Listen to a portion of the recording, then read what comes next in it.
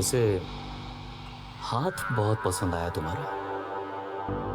म्हणजे इंजेक्शन देती हो तो पता ही नहीं चलता। पता कैसे चलेगा?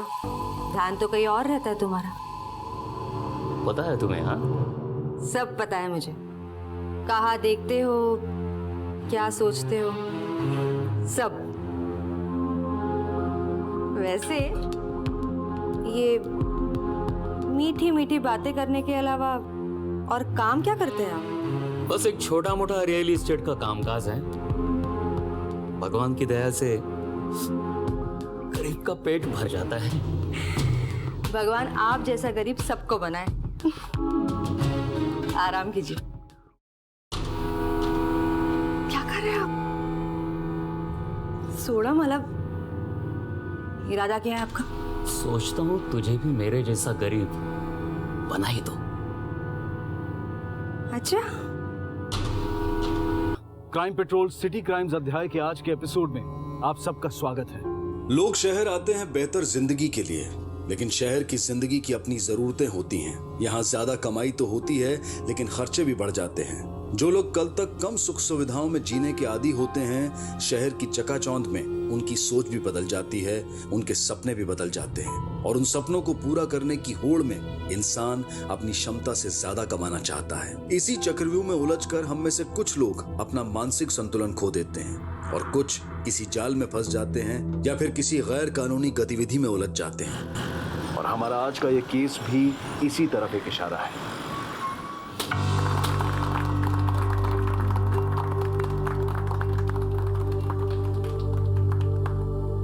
भाइयों और बहनों, आज मुझे आपके सामने ये बताते हुए बड़ी खुशी हो रही है कि आज हम सबकी मेहनत से अहमदनगर के हमारे इलाके में इस पतपेढ़ी का उद्घाटन होने जा रहा है। और ये शुभ कार्य करने के लिए मैं यहाँ पर आमंत्रित करना चाहूंगा भवानी साड़ी केंद्र की सरिता मोरे जी को, क्योंकि आज इन्हीं की बदौलत हमारे इस इलाके में हर कोई खुशहाल और सेहतमंद है। इसीलिए तो हम सब लोग इन्हें देवी मानते हैं। सरिता जी, हम सब की तरफ से मैं आपको विनती करता हूं कि आपके शुभ हाथों से इस पतपेढ़ी का उद्घाटन करें।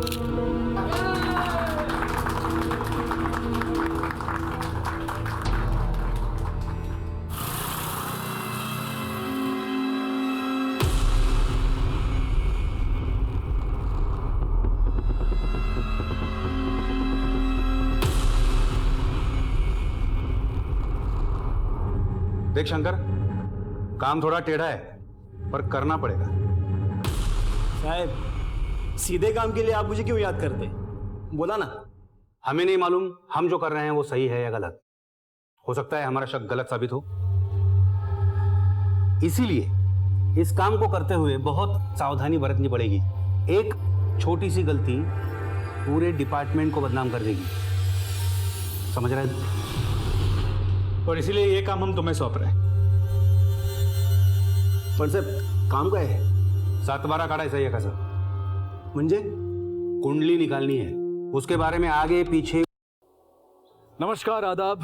क्राइम पेट्रोल सिटी क्राइम्स अध्याय के आज के एपिसोड में आप सबका स्वागत है। ये बता दो कि वरात कोणाची काढायची है?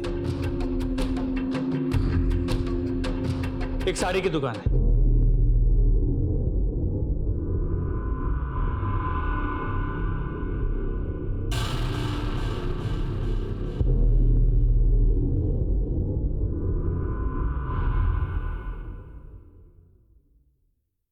महाराष्ट्र के अहमदनगर शहर में साड़ी की एक दुकान आखिर पुलिस के लिए इतनी अहम क्यों हो गई थी? क्या राज था जिसे ढूंढना बेहद जरूरी था?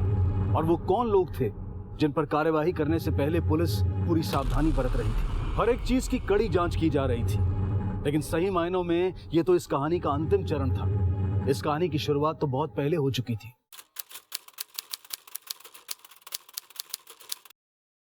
आई बस झालं। तुला किती बार सांगितलंय, मुझे शादी नहीं करनी मतलब नहीं करनी। शादी नहीं करनी है तो क्या सारी उम्र घर में बैठी रहेगी? आई, मैं शादी करना चाहती हूँ, लेकिन इस लड़के से नहीं। काय झालं? क्या खराबी है इस लड़के में? कैसे समझाऊं? ये लड़का गांव में रहता है। अरे तू कौन से शहर में पली बड़ी है? बिल्कुल सच कहा तुमने। मेरा पूरा बचपन इस गांव में बीत गया, पर मुझे अब मेरी जिंदगी नहीं काटनी यहाँ। नहीं बाबा, मैं शहर जाना चाहती हूँ, मुंबई जैसे शहर। मैं बहुत सारा पैसा कमाना चाहती हूँ, वहाँ मेरा घर होगा। मैं शहर में रहना चाहती हूँ। मैं उसके लिए कुछ भी कर सकती हूँ। सरिता भानावर ये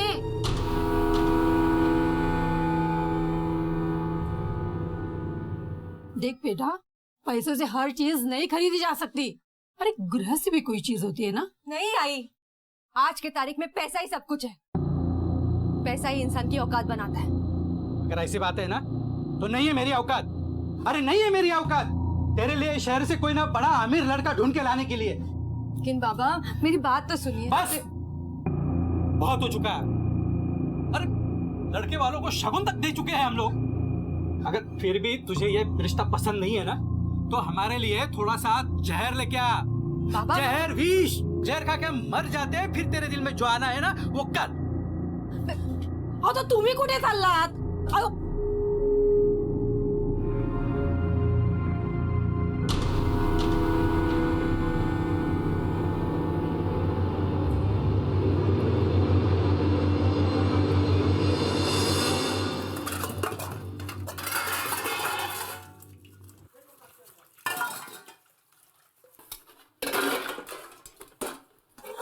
बोलूं या ना बोलूं समझ में नहीं आता इनको।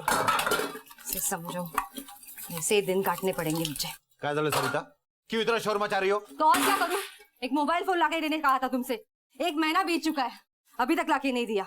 ये देख रहे हो, कपड़े के साबुन से हाथ में छाले पड़ गए, और तुम्हें उससे क्या वॉशिंग मशीन क्या मांग ली, जैसे ताजमहल मांग लिया हो। गर्मी से जान जा रही है मेरी। हेयर कंडीशनर नहीं तो एक एयर कूलर तो लाके देते। बात तो ऐसे कर रही हो जैसे शादी से पहले महल में रहती थी तुम। नहीं ना, इसलिए तो तुमसे उम्मीदें थी, पर तुम्हें उससे क्या? मुझे क्या पता था कि गले में ऐसा निकम्मा इंसान पड़ेगा। देखो सरिता, चिल्लाओ मत, ऊंची आवाज में बात करने की औकात नहीं है तुम्हारी। तुम जैसे इंसान से तो बात करना ही बेकार। काय झालं सरिता? सरिता काय झालं सरिता? क्यों इतना गुस्सा करती हो? ये मेरा गुस्सा नहीं, तुम्हारा जबरदस्ती का प्यार है। मतलब शायद मैं पेट से हूँ। अरे ये तो खुशी की बात है। हाँ, मी बाबा होणार आहे, मला मुलगा होणार आहे सरिता। मी खूप खुश आहे। चुप रहो, इस खुशी के साथ साथ जिम्मेदारी भी आएगी। उसका क्या करोगे? सरिता तू टेंशन नको, मी आहे ना। अरे तुम हो ना, इसीलिए तो। सरिता, सरिता, अरे माझ्या सोना, अरे सोना राजा, अरे कोणावर गेला रे तू? आईवर की बाबावर? अरे वा, अरे वा, इकडे बघ रे. अरे माझ्या. क्या झालं सरिता, क्या सोच रही हो? देखो, भगवान ने हमारा रिश्ता सुधारने के लिए एक वजह दी है कि हम प्यार से नहीं रह मुझे हमारा रिश्ता सुधारने में कोई दिलचस्पी नहीं है। मेरे साथ जो हुआ वो हुआ। अब मैं मेरे बच्चे के साथ ये सब नहीं होने दूंगी। मुझे इसे एक बहुत अच्छी जिंदगी देनी है, जिसके लिए मुझे बहुत सारे पैसे कमाने पड़ेंगे, बहुत सारे पैसे। और मुझे इसके लिए कोई भी कीमत चुकानी पड़े तो मैं चुकाऊंगी।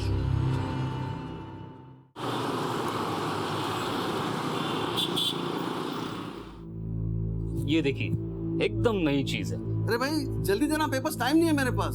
काय साहेब तुम्ही पण यार, ये ऐसे बोनी के टाइम पे कोई एन्क्वायरी करने आ जाता है क्या? ते साहेब सरकारी नोकरी आहे आमची, कॉर्पोरेशनचं काम आहे। हाँ, तुमची नौकरी थी नौकरी, और हमारा काम उसका क्या? ये देखिए, क्या चाहिए आपको? और बोलिए। ये अच्छा, ये दुकान मालिक का नाम? सरिता मोरे। सरिता मोरे। और तुम कौन हो? जी, राजा मोरे। अच्छा, उनका आईडी प्रूफ चाहिए। वो नहीं अभी इधर। अरे नहीं मतलब क्या चाहिए मेरे को? राजा,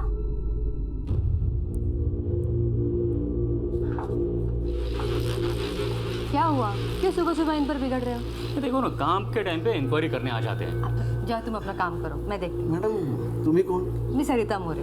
मैडम आपका आईडी प्रूफ चाहिए। ओह, 1 मिनट। ये आईडी प्रूफ। अरे वाह मैडम, आपकी फोटो बहुत अच्छी है। Thank you so much. सभी पेपर्स तो मुझे मिल गए, हाँ। लेकिन एक बात पूछना मैं भूल गया। पूछिए ना। कब से शुरू हुई है दुकान? बस यही कोई 4-5 साल पहले। अरे आपको चाय पानी लेंगे? बैठिए ना थोड़ी देर यहाँ। अरे नहीं मैडम, शुक्रिया। फिर कभी आऊंगा। जरूर। थैंक यू, थैंक यू, नमस्ते। Thank you. नमस्ते, नमस्ते।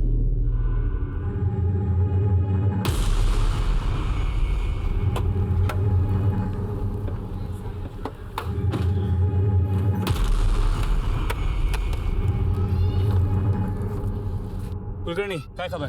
सर, सारे डॉक्यूमेंट्स क्लियर है। और कुछ? नहीं सर, मैंने ठीक से देखा, लेकिन पूरी दुकान में शक करने वाली कोई बात दिखी नहीं मुझे।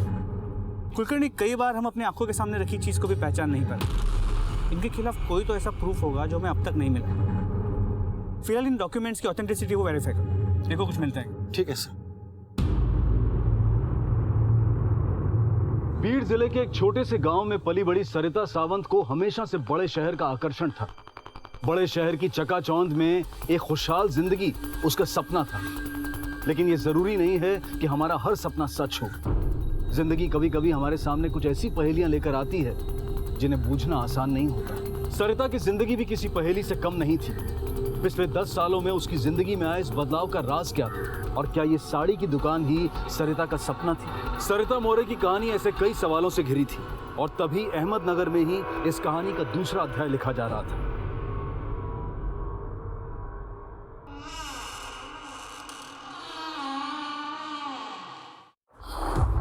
नहीं नहीं नहीं नहीं नहीं नहीं, प्लीज प्लीज प्लीज मुझे मुझे मेरे हाल पे छोड़ दो। मैं ये काम नहीं करूंगी। प्लीज प्लीज प्लीज प्लीज नहीं। बहुत हो गया जानवी, मैं जो बोल रहा हूँ वो चुपचाप करो, किसी को कुछ भी पता नहीं चलेगा। नहीं नहीं नहीं, मुझसे ये काम नहीं होगा। मुझसे पाप बंद कराओ प्लीज।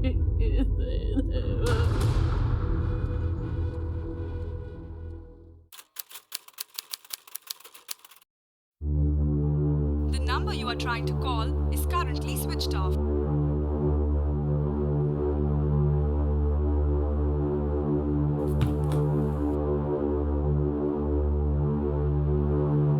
तुझे अभी भी उम्मीद है क्या? इसी उम्मीद के सहारे तो जिंदा हूँ माँ। लेकिन बेटा, इस छोटी उम्मीद पर कब तक जिंदा रहेगी तू? कभी ना कभी तो सच्चाई का सामना करना ही पड़ेगा ना। अगं कशाला समजवते तिला? वाटेल ते करू दे तिला। करो, तुम्हारी जो मर्जी आहे करो। देख, ये सब मैं सही नहीं सकता। मैं जहर पीकर अपने आप को खत्म ही कर देता हूँ। बाबा नहीं, हाँ अरे बाबा नहीं, बाबा आई शपथ सांगतो, मला जगायची इच्छाच नाहीये। छोड़ो इसे। सुचित्रा, क्या करेगा जी के? मैं नहीं जीना चाहता हूँ। मैं बाबा काय बोलते तुम्ही? मेरी बात मानो। क्यों मानू तेरी बात? तू मानती है मेरी बात? जा, तुझे जो करना है वो कर ले। मैं ये सब देख नहीं सकता, मुझे मरने दे। आप जो बोलोगे मैं आपकी बात मानूंगी, जो बोलोगे वही करूंगी, कुछ नहीं पूछूंगी। ये सब मत करो प्लीज। देखो बेटा, मैं समझता हूँ तू किस दर्द से गुजर रही है, मुझे एहसास है। मगर बेटा, मैं जो कुछ भी कर रहा हूँ तेरी भलाई के लिए कर रहा हूँ। अगर तुझ्या भल्यासाठीच सगळं करतोय ना ग।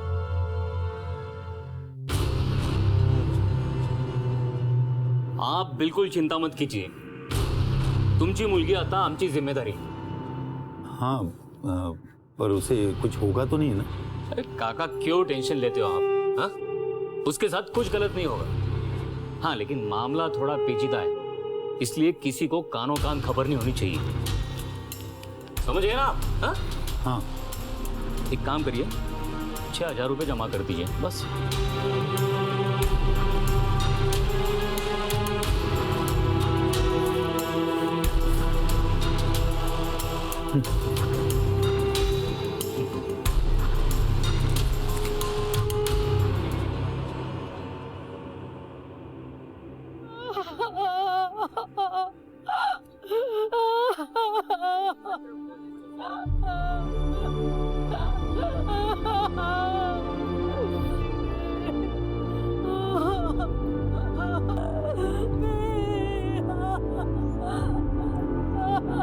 मासी सोनू के लिए सत्य है, सोनू के सत्य है। राम नाम राम नाम राम नाम राम नाम राम नाम राम नाम राम नाम राम नाम राम नाम राम नाम राम नाम राम नाम राम नाम। हेलो,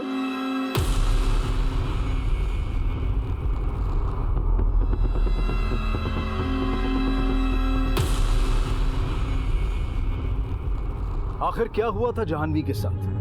क्यों उसके माता पिता उसकी मौत का कारण बन गए? कौन सा राज था जिसे दबा दिया गया? लेकिन कहते हैं ना कि पाप का घड़ा एक ना एक दिन भरता ही है। मुजरिम चाहे कितनी भी खैर मना ले, एक ना एक दिन कानून की गिरफ्त में आता ही है। इस कहानी में अभी कई मोड़ आने बाकी थे, कई सनसनीखेज खुलासे होने बाकी थे, नए किरदार जुड़ने बाकी थे। काय ग, अजून चपात्याच करतेस? बाकीची कामं कधी करणार आहेस? झालं आणते. झालं आणते. चपात्या घेऊन ये बाहेर. हो.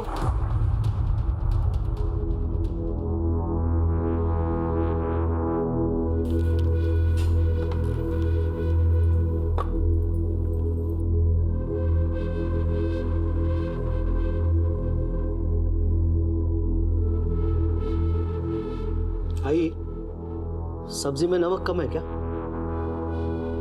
जेवणात लक्ष कुठे असतं हिचं? खाने में नमक कहाँ से होगा? आणि कौन सी मनुष्य घड़ी थी जब ये हमारे घर में आई? ये मनुष्य कहीं मर क्यों नहीं जाती? आई, भगवान के लिए मुझे कुछ बोलने देगी तू? सुनो, तुम दोनों मियाँ बीवी जाके फैसला करो, बात को खत्म करो। दे मीठ आता. ये तू चल चल आता. चल तू आता. ये इकडे. ऐकलंस ना काय बोलतायत ते? अब तू ही बता मुझे क्या करना है? लेकिन सिर्फ नमक की वजह से इतना बड़ा तमाशा करने की क्या जरूरत थी? आरती, आई बाबा जो बोल रहे हैं ना वो बात मान ली तो ठीक है, पर तुझे क्या लगता है वो तुझे इस घर में रहने देंगे? देख, छोटी छोटी बात पर ताने कसेंगे आरती, समझ रही है तू? तो तुम क्या चाहते हो? सर, सरिता मोरे के कॉल रिकॉर्ड से पता चला है कि पुणे के एक बोर्डिंग स्कूल में अक्सर बात करती थी और वो महीने में एक बार पुणे जाती भी थी। शिंदे, हो सकता है कि पुणे के उस स्कूल से हमें उसका अतीत का कोई खोया हुआ पन्ना मिले। एक काम करो, अपनी एक टीम को लेकर तुरंत पुणे जाओ। सर,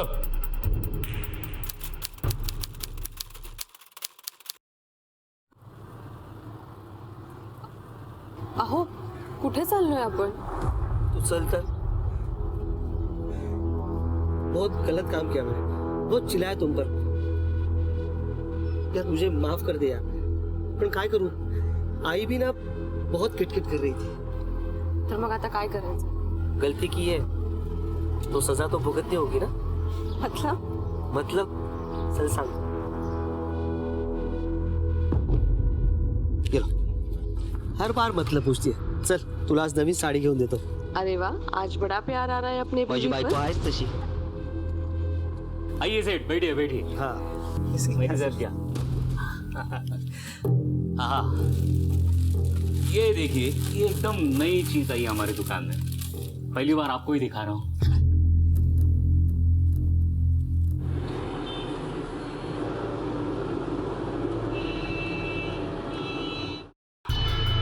यस ऑफिसर, इस लेडी को मैं पर्सनली जानता हूँ। इनका बेटा हमारे स्कूल में ही पढ़ता है, लेकिन आपको इनका नाम किसी ने गलत बताया।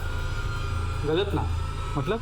हमारे रिकॉर्ड्स के मुताबिक इनका नाम सरिता मोरे नहीं, सरिता द्योले अक्सर यहाँ आती है। क्या इनका कोई क्रिमिनल रिकॉर्ड है? यही ढूंढने के लिए तो हम यहाँ आए हैं। रोहन के फादर का नाम और कॉन्टैक्ट नंबर आपके रिकॉर्ड्स में तो होगा ना? जी हाँ, आपको हमारे ऑफिस से मिल जाएगा। एक और बात, मुझे रोहन से मिलना है। देखिए ऑफिसर, एक्चुअली सब आप बच्चे की चिंता मत कीजिए, I handle the situation, please. Yes sir. Rohan Dyole class 7 से जो है उसको यहाँ लेके आओ। Okay sir. Thank you. Rohan हे तुझ्यासाठी. मी तुझ्या वडिलांचा ना खूप जुना फ्रेंड, त्यांच्या शाळेचा फ्रेंड. सच? 100%. मुझे तुम्हारे पापा को मिलना है। वो आजकल रहते कहाँ हैं? वो हमारे गांव में रहते हैं, कुलगांव। कुलगांव? लेकिन तुम्हारी माँ तो अहमदनगर में रहती है ना? हाँ, जब मैं छोटा था ना तब मेरी मम्मा ने मुझे कहा था कि पापा उनसे बहुत फाइट करते, इसलिए मेरी मम्मा उनसे अलग रहती है। अच्छा, तुम्हें तुम्हारे पापा अच्छे लगते हैं? मुझे दोनों भी अच्छे लगते हैं। तो मैं अब जब पापा से मिलूंगा ना, उनसे कहूंगा कि मम्मा से फाइट ना करें, ठीक है? थैंक यू बेटा। You can go now. Yes sir.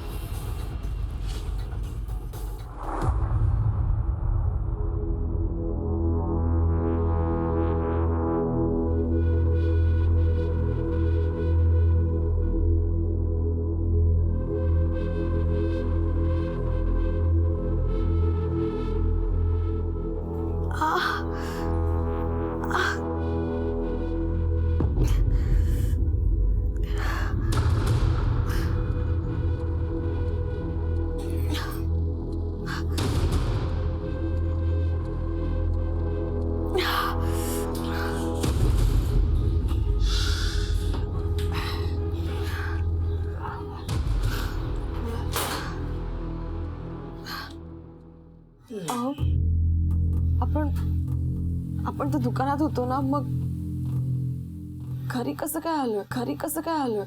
मी घेऊन आलो तुला घरी.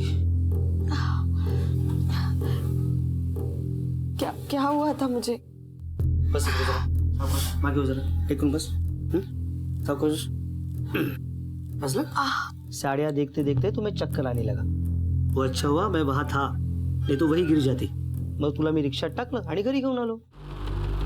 काय झालं होतं मला? अगर सांगितलं ना, डॉक्टर आए थे, उन्होंने कहा था कि थकान की वजह से ऐसे हुआ. कौन से डॉक्टर? ते आपले जोशी डॉक्टर जे नेहमी येतात ते. हाँ, तू आराम कर. लेकिन वो तो यहाँ पे नहीं है, वो तो मुंबई गए है ना. हे बघा, जे काय असेल ना ते प्लीज खरं खरं सांगा. मेरा मेरा मेरा सर इतना क्यों भारी है आणि पोटात पण खूप दुखतंय माझ्या. हो हो माहिती आहे मला. बघ ते जोशी डॉक्टर त्यांच्याकडे पाटील आहे ना, तो आला होता. हाँ, काळजी घे. हाँ, चल. पाटिल? लेकिन उनके यहाँ पे कोई पाटिल वाटिल काम नहीं करता. इसका मतलब आप मुझसे कुछ छुपा रहे हो, है ना? तुझा माझ्यावर विश्वास नहीं है का? तेरे से तो बात करना ही फिजूल है.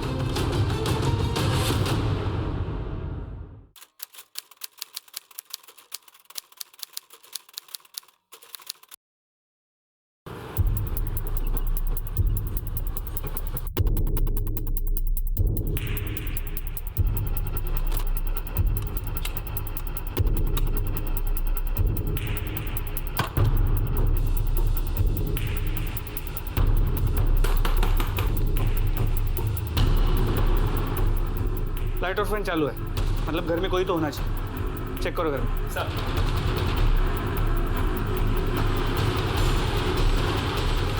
सर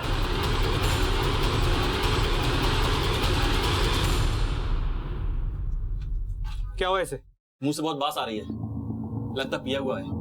पानी डाल इसके मुंह पे. सर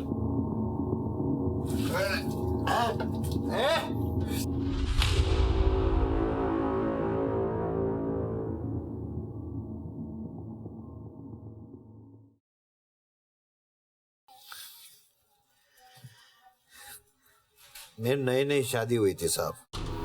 भगवान की दुआ से सब कुछ ठीक ही चल रहा था, लेकिन वो बात बात पर गुस्सा होती थी, बात बात पर झगड़ा करती थी, बात बात पर गालियां देती थी मुझे. कुछ समय के बाद रोहन हुआ.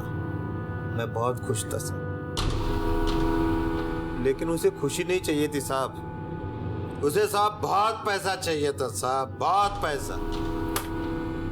पैसे चाहिए मुझे, पैसे. पैसे बढ़ाने की अक्ल तो है नहीं, बस आवाज बढ़ाना जानते हो. तुमसे तो बात करना ही बेकार है. बेकार तो तुमने मेरी जिंदगी बना दी है. मेरे बेटे के साथ मैं ऐसा होने नहीं दूंगी. इसी गरीबी में से हटने नहीं दूंगी मैं उसे. तो क्या करोगी तू? एवढी जाकड असेल ना, जा बाहेर आणि कम पैसे कमवून दाखव. तुम्हारे सलाह की जरूरत नहीं है मुझे, मैं मेरा देख लूंगी. वैसे भी एक नौकरी देख ली है मैंने. काय? कुठे? हॉस्पिटल में, Shri Ambe private hospital. Nurse का काम है. 7,000 रुपए पगार है. लेकिन तुमने तो नर्सिंग का कोर्स भी नहीं किया ना. इतने सर चुपता तुम्ही. मैंने नर्सिंग का कोर्स नहीं किया, ये आप जानते हैं, और वो डॉक्टर तो नहीं जानता. क्यों? तोंड काय बघताय? जेवा लवकर. नर्सिंग का कोर्स किया है? जी सर. कितने साल पहले? 2 साल पहले. आप कहाँ काम करती हो? साहब वो पिछले साल मेरे को बच्चा हुआ था तो काम छोड़ रखा था. ठीक है, मैं कोर्स का सर्टिफिकेट ऑफिस में जमा करवा दो और कल से ड्यूटी पे आ जाना. धन्यवाद साहेब, खूप खूप उपकार झाले. मैं ठीक है, कोई बात नहीं, कल से आ जाना काम पर. उसके बाद तो साहब उसे पर ही लग गए थे. एक दिन साहब मैंने हॉस्पिटल में एक आदमी के साथ उसे देखा.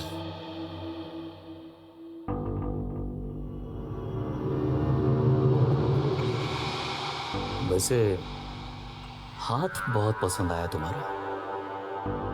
म्हणजे? इंजेक्शन देती हो तो पता ही नहीं चलता.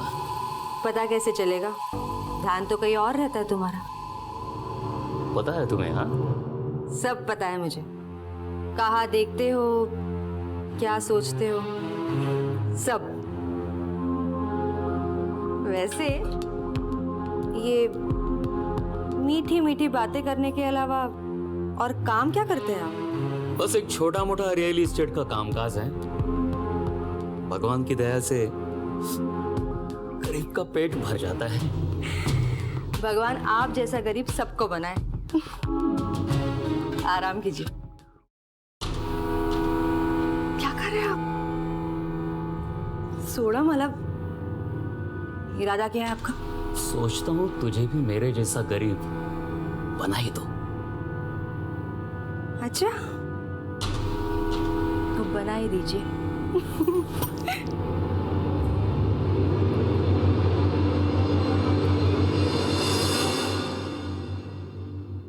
उसके बाद साहब वो वहां नहीं रोकी, वो गंदगी मेरे घर तक लेके आई. मुझे तो लगा था तुम पिछले हफ्ते आओगे. ना कोई कॉल, ना कोई मैसेज. क्यों? अरे एक डील के चक्कर में पुणे गया होता मैं. झाली डील? मैं जाऊं और डील ना हो, ऐसा कभी हो सकता है भला? पूरे 5 लाख का कमीशन उठाया इस बार. 5 लाख? राजा अब बस हो गया.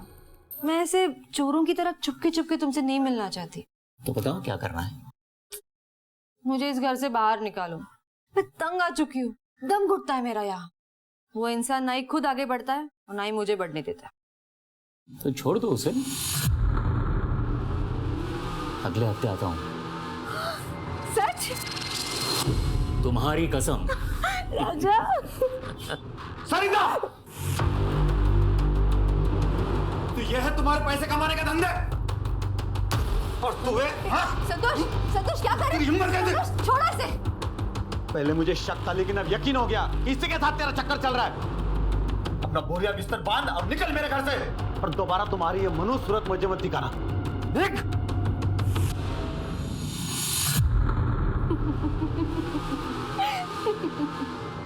तू क्या मुझे घर से बाहर निकालेगा? 2 कौड़ी के आदमी. मैं ही तुम्हारे साथ नहीं रहना चाहती, समझे?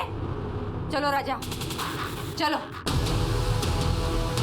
उसके बाद साहब मैंने उसे मेरे जिंदगी से निकाल दिया. कोर्ट में लीगल प्रोसेस की मैंने डिवोर्स के लिए.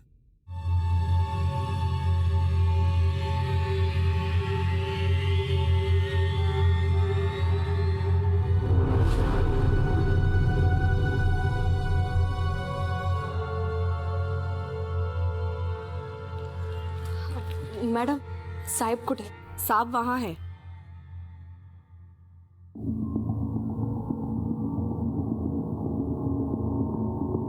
साहेब, साहेब मला एक कंप्लेंट करायची.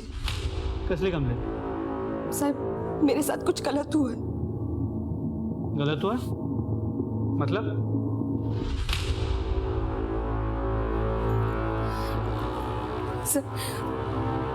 सर मुझे लगता है कि मेरा अबॉर्शन कर दिया, वो भी बिना मेरा मर्जी के.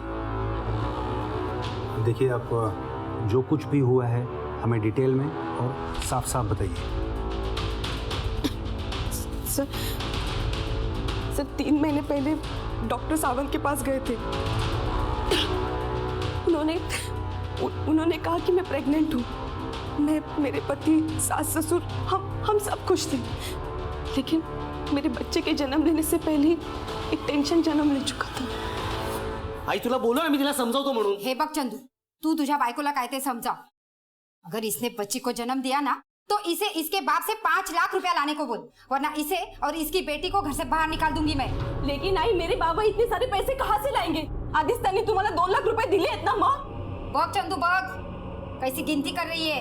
आणि काय ग, तेरे बाप से जो पैसे लिए वो मैंने अपनी अय्याशी के लिए लिए क्या? तेरे पति के काम धंधे के लिए लिए. समझी तू? जबान लड़ाती है. आई आई आई तू शांत रहा, मैं तेरा समझाता हूँ. देख आरती, अगर बच्ची पैदा करेंगे तो उसके शादी का, उसके दहेज का पैसा कहाँ से लाएंगे हम लोग? अरे पहले उसे जन्म तो लेने दो. जन्म लेने के बाद क्या होगा? वो कुछ नहीं. अब ज्यादा दिमाग चलाने की जरूरत है नहीं. मैंने सब सोच लिया, सब पता कर लिया. म्हणजे राजकोट में मेरा एक दोस्त है जिससे मैं पता चलेगा बेटा है या बेटी. एक छोटा सा टेस्ट होगा, अगर बेटी होगी तो गिरा देंगे, बात खत्म. फिर अगले हफ्ते मेरे पति मुझे राजकोट लेकर चले गए. वहाँ पे एक छोटे से क्लिनिक में मेरा टेस्ट करवाया गया.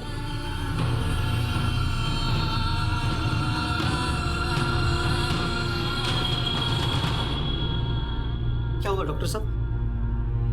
जय माता दी.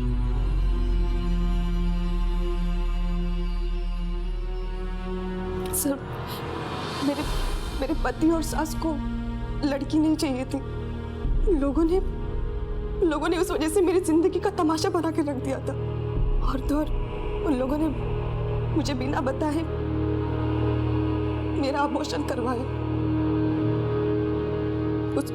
उस वजह से मेरी तबीयत बहुत खराब होती चली गई. मुझे इन्फेक्शन भी हो गया. और उसके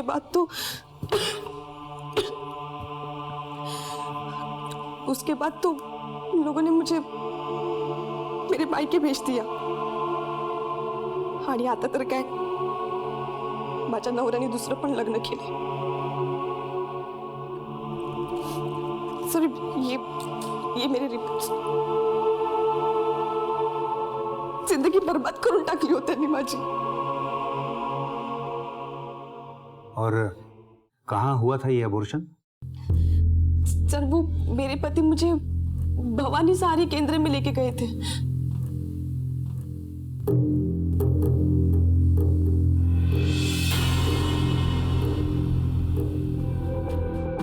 और फिर उसके बाद क्या हुआ मुझे नहीं पता. सर, आरती के मुताबिक वो 4 महीने प्रेग्नेंट थी.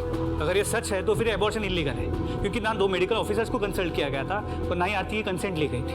और दूसरी बात, ये आरती का पति चंदू भी उसे लेकर भवानी सारी केंद्र गया था. और ना हो भवानी सारी केंद्र का इस इलीगल अबॉर्शन के साथ कुछ ना कुछ कनेक्शन जरूर है. अपने इन्फॉर्मर्स को काम पे लगाओ. सगळ्या गावात कुणीतरी असा असेलच ना जो सरिता मोरे, सरिता देवळे, डॉक्टर मोरे, डॉक्टर देवळे की सच्चाई को जानता होगा. सर,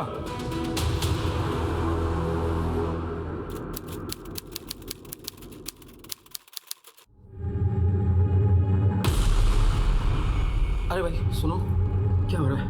अरे भाई टेंशन मत लो, ऑपरेशन चल रहा है, सब ठीक हो जाएगा.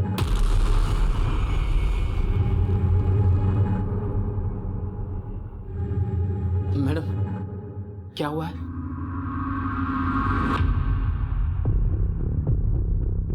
मुबारक हो, बेटा हुआ है आपको. माँ और बच्चा दोनों तंदुरुस्त है. आपकी बड़ी मेहरबानी मैडम. अगर आपका दवाखाना ना होता तो ना जाने क्या हो जाता. अरे ये सब तो मेरा फर्ज है, और वैसे भी आपको अच्छी सी मिठाई लानी चाहिए. सबका मुंह मीठा कीजिए. जी, मैं अभी लेके आता हूँ.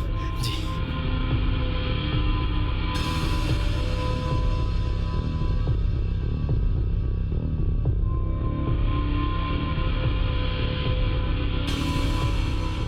ये क्या ताई, आपने वापस पान तंबाकू खाया?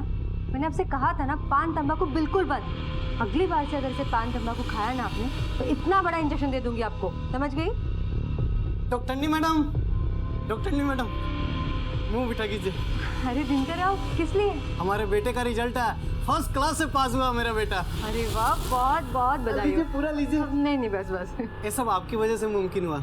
उसके परीक्षा के टाइम जब बुखार हुआ था, आपने ठीक किया था, तभी ये सब हुआ, नहीं तो नहीं हो पाता. अरे इसमें कौन सी बड़ी बात है, ये तो मेरी ड्यूटी है. सरिता, एमएलए साहब के घर भी जाना है, याद है ना? नहीं हाँ चलेगा? नहीं आप जाइए, मैं 5 मिनट में पेशेंट को देख के आती हूँ। में बेटी बचाओ बेटी पढ़ाओ के इतने जागरूक प्रचार चल रहे हैं, लेकिन कहीं ना कहीं हम अब भी अपने दकियानूसी विचारों से बाहर नहीं आ पा रहे हैं। आज भी अगर लिंग भेद की जांच होती, बेटी जानकर उसे गर्भ में ही मार दिया जाता है, तो ये किसका दोष है? क्या हम इसके लिए जिम्मेदार नहीं हैं? बहरहाल हर बार भवानी साड़ी शॉप का नाम सामने आने पर पुलिस ने अपनी तहकीकात तेज कर दी और एक एक सिरे को टटोलने लगी। डॉक्टर सरिता मैडम, अरे वो तो साक्षात भगवान का दूसरा रूप है। ना जाने कितने लोगों की जान बचाई है उन्होंने।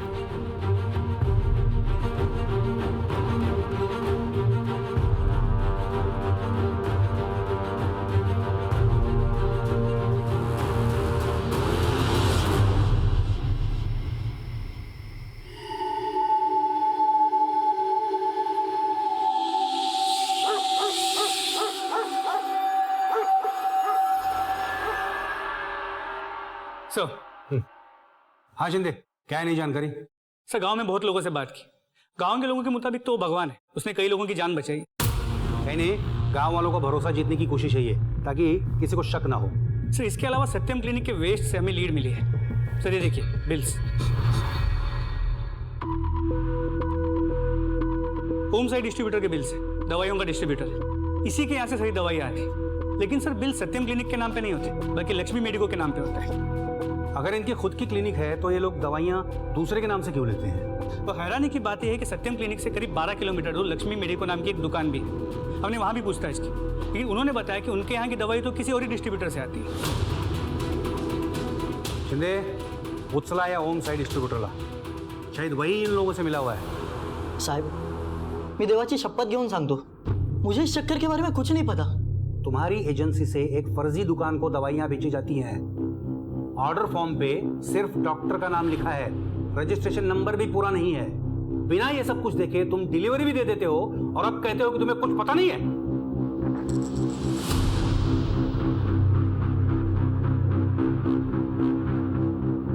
साहब, मुझे पता है कि लक्ष्मी मेडिको नाम की मेडिकल की दुकान है, वहां से हमेशा कॉल आता था, लेकिन उन लोग ने हमें कभी डिलीवरी देने ही नहीं दी थी। वहां से हमेशा एक बंदा आकर डिलीवरी लेकर चला जाता था, तो इसमें शक करने की कोई वजह भी नहीं हुई ना साहब।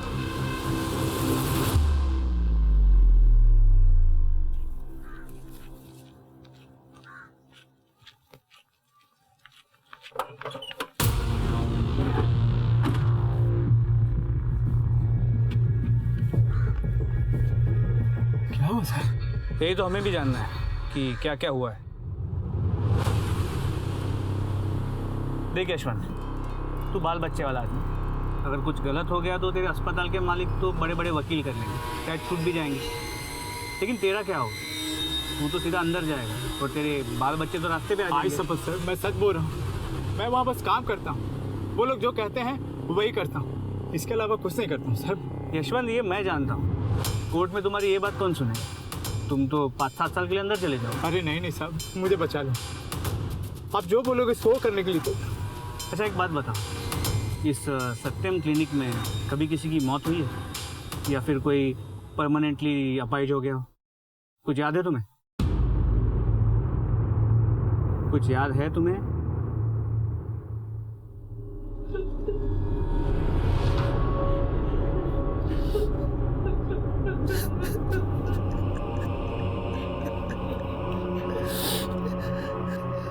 जानवी का एक लड़के के साथ अफेयर था,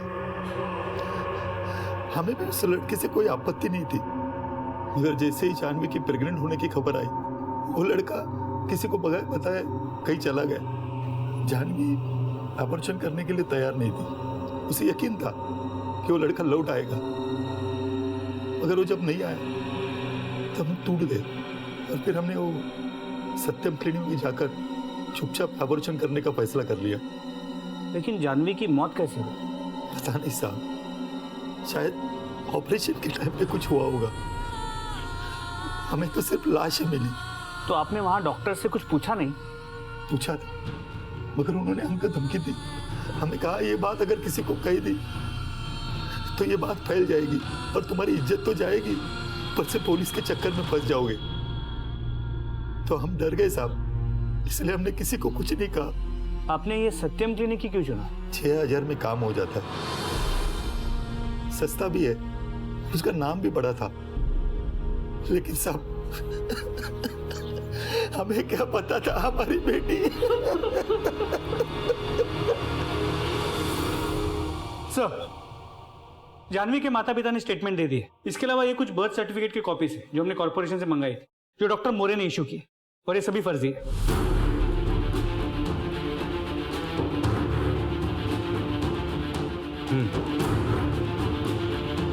शिंदे, मुझे लगता है कि अब वक्त आ गया है। शंकर से कह दो कि अपना जाल बिछा दे।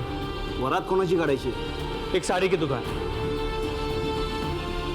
और अहमदनगर डिस्ट्रिक्ट के सिविल सर्जन विनय मयेकर को भी इन्फॉर्म कर दो, क्योंकि ऐसे मामलों में उन्हीं की मदद से केस को सुलझाया जा सकता है। सर, वो क्या है ना कि मेरी बीवी का कहना है कि बच्चा गिराना पाप है। ऐसा पाप वगैरह कुछ नहीं होता है, और तुम चिंता मत करो, उसे कुछ भी नहीं होगा। बस उसे चेकअप करवाने के बहाने से कल यहाँ ले आना। ठीक आहे सर. साहेब, डॉक्टर मॅडमने भेटून थोडं बोलू शकतो? थोडं तसल्ली करणार ना इसकी. अच्छा, चलो.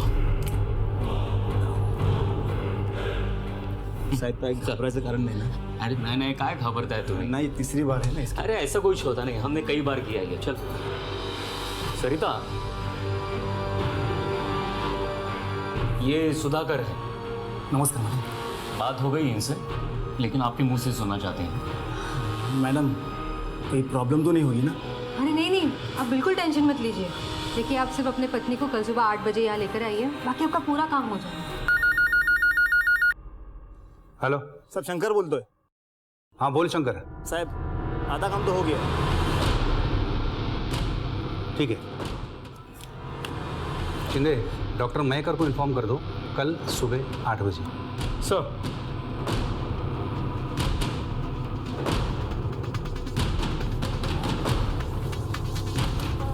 आराम से, प्रदीप, आराम से. कुछ नहीं होगा प्रदीप, कुछ नहीं.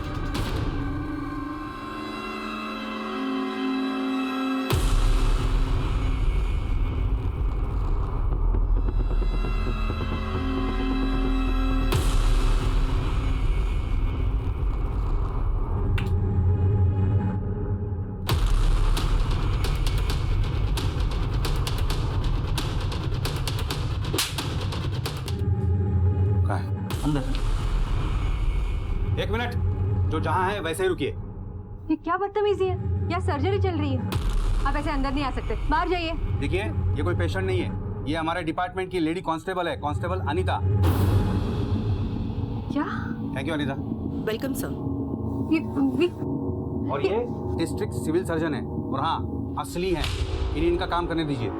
एक काम करो, सब सामान और डॉक्यूमेंट्स सब कर लो और टेस्टिंग के लिए ले चलो. देखिए, आप हमारे सामान को हाथ नहीं लगा सकते. मैंने किया क्या है? ये जो भी पूछे उन सारे सवालों के जवाब हमें चाहिए. हाँ, क्या मैं आपके मेडिकल डिग्री सर्टिफिकेट देख सकता हूँ? ये लीजिए.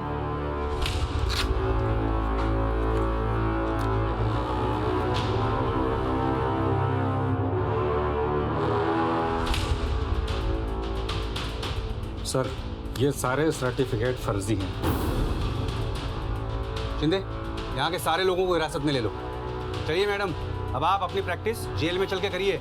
बहुत सारे पेशेंट मिलेंगे आपको वहाँ पे. चलिए. देखिए, मेरी बात सुनिए. आप छोड़िए मुझे, मेरा हाथ छोड़िए. मेरी बात तो सुनिए. सारा सामान जब्त कर लो और हॉस्पिटल को ताला लगा दो. चलो. एक मिनट, ये क्या हो रहा है? काजल, देखो ना, बोला है ना मुझे छोड़ने को. मुझे मंत्री जी से बात करने दीजिए. जिससे बात करनी है बात कर लो, लेकिन पुलिस स्टेशन चल के इसे भी लेके चलो. चलो. ये क्या तरीका है? मेरी बात सुनिए. आप ऐसे नहीं कर सकते. मेरी बात तो सुनिए. हाँ तो राजा साहब, वाह, शादीशुदा होने के बावजूद दूसरी शादी की तुमने सरिता से. नकली सर्टिफिकेट्स बनवाए, पूनम नगरी पतपेड़ी के अकाउंट में 40 लाख रुपए जमा करवाए. गैर कानूनी काम के सड़क पे बहुत आगे निकल गए थे तुम, लेकिन ये भूल गए कि पाप का घड़ा एक ना एक दिन भरता ही है. साहब, हमारे ख्याल मिलते थे. हम दोनों में ही आगे बढ़ने की आग थी, और हम अपनी शादीशुदा जिंदगी से खुश नहीं थे. एक साथ हो गए, मेरी मेहनत और इसका दिमाग। वाकई बहुत मेहनत की तुमने। अब वक्त आ गया है उस मेहनत के फल खाने का। मुझे कबूल है कि मैंने बिना डिग्री के प्रैक्टिस की। उसके पहले मैं जिस अस्पताल में नर्स थी वहाँ मैंने ये सारा काम किया था। बस पैसा और नाम डॉक्टरों को मिलता था, लेकिन मैंने पूरी ईमानदारी से ये सारा काम सीख लिया था। फिर मैंने अपना काम शुरू किया, एक तजुर्बेकार दाई को अपने साथ ले लिया। मैं मानती हूँ कि कुछ गलतियाँ हुई हैं मुझसे, पर बड़ी से बड़ी डिग्री रखने वाले डॉक्टरों से क्या गलतियाँ नहीं होती? दूसरों की गलतियां गिनाकर तुम अपने आप को सही साबित नहीं कर सकती सरिता। तुमने बिना किसी पढ़ाई, बिना किसी ट्रेनिंग के इतना बड़ा काम शुरू किया जिसमें लोगों की जान दांव पे लगी होती थी, और अपना नाम, अपना पैसा कमाने के चक्कर में तुमने बहुत सारे गैर कानूनी काम किए हैं। अब तुम्हारे सारे गलतियों की सजा तुम्हें कानून देगा।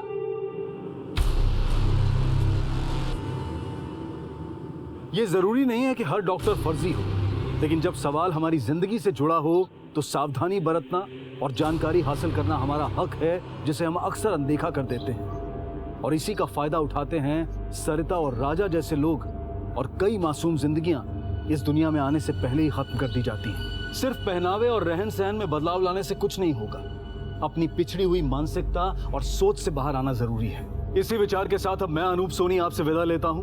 फिर मुलाकात होगी अगले एपिसोड में एक और चौंका देने वाले केस के साथ।